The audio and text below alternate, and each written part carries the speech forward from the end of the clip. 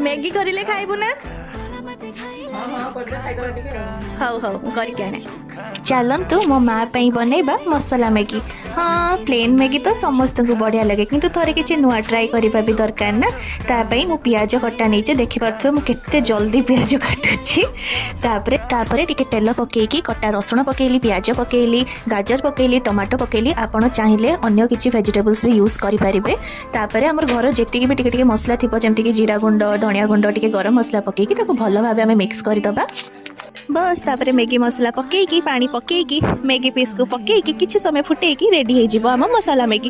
काई काई जाने लोक कहते 2 मिनिट्स रे मैगी हे जाए किंतु आज जाए मोर 2 मिनिट मैगी हे ही नाही। मां ने खाई के कहो केमते लागुची मैगी केमते हिची बहुत बढ़िया डन तो वेरी गुड।